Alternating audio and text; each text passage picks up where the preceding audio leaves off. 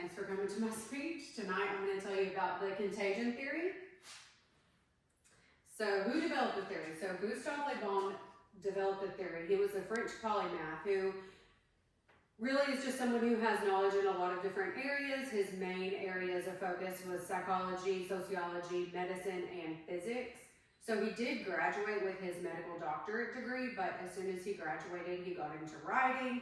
So he didn't really spend much time in the medicine era. He was born in 1841, but died in 1931, so he was 90 years old when he died. And then he authored the book, The Crowd, A Study of the Popular Mind. And the book is mainly about mass behavior, crowd psychology, like how people act within a crowd, and then the effects of beliefs in history. So how was it developed? Like what kind of influenced him to get into this? So it was influenced by the French Revolution, which happened because of political instability and many other things. But after that, there was mass uprisings and mobs. And some of the French Revolution, like the reason it caused that was the economic hardship and Enlightenment ideas. They wanted to overthrow, obviously, because of the Enlightenment, how prominent it was in America and everywhere else. So the mob attacked a prison, which then showed that mass crowds could overthrow authority. And so he kind of like went from there into, okay, how are these, like, is everyone affecting each other? So then he was also influenced by Darwin's evolutionary theory and early social Darwinism, which is survival of the fittest in natural selection.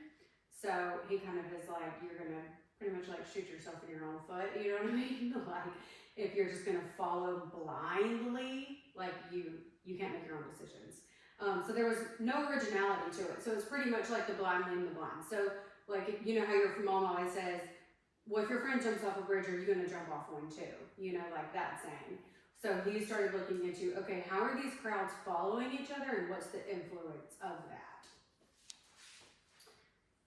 So how does it work? Here we go right here, the blind leading the blind.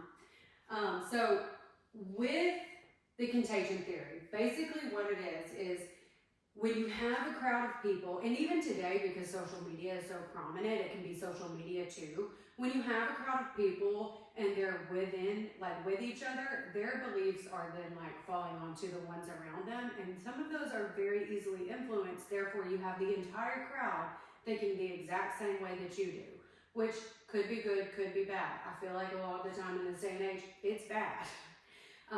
So with that, individuals lose their sense of individuality. Nobody has an original thought, it seems like, anymore. Everybody just wants to go with whatever is popular around them, which is a very big problem with the contagion theory. Everyone's influenced by others, hence we have so many influencers now. That's literally what they're called, because they influence people on social media. And a lot of people will just listen to them without making their own opinion.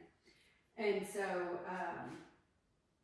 like I said, it could be good or it could be bad, because it could be, hey, let's get everybody together and we're going to throw a fundraiser for, I don't know, just like some great benefit, you know what I mean? Or it could be, this person did this, we all need to go and attack them now. So it's that crowd mentality could go either way. I feel like we personally see it on a more negative aspect than anything. So how does it relate to interpersonal communication? So emotional contagion is sometimes triggered by facial expressions or observing others' behavior. So if I say that like we're having a conversation and I look at you, like somebody's talking and I'm like, well, you're probably going to be like, oh yeah, maybe I should kind of question that too, you know what I mean? So it can be triggered by facial expressions, and facial expressions are a type of interpersonal communication. Nonverbal cues, so even like with your hands, with your eyes rolling, like anything like that is influenced in that. So what are the advantages? So improved cooperation, listen, I'm going to tell you right now, this slide sounds great for the government. Improved cooperation, decreased conflict, subtle effects, but important ripple effects. Okay, so those kind of sound good for the government, but if you look at it more, it's like, say that you're at like a presentation for your work or whatever, and they say, okay, we're gonna do this, we're gonna do I want you all to act in this way for, I don't know, like conflict resolution or something. We're going to practice it. Well, if everyone's like willing to do it, you know what I mean? Then obviously it's going to go smoothly. That's decreased conflict. Everyone's going to work together. You've got increased task performance. So that's going to be a positive side of it. And then also I think what is a good thing is influences questioning and researching. So I think when somebody brings up something that maybe somebody else hasn't considered before, it's going to make other people think and be like, oh, maybe I should look into that instead of just blindly listening to what I'm being told. Like I should question that. So I think there's some advantages, but I definitely think there's some disadvantages. So it can quickly lead to emotional contagion negatively. So again, like if people are rioting, burning buildings, burning cars, obviously that's going to spread like wildfire. It affects your mental health. It exacerbates anxiety and fear because you're terrified of what could happen. And then extreme theories and paranoias, which to me, like conspiracy theories, some are correct, some are insane.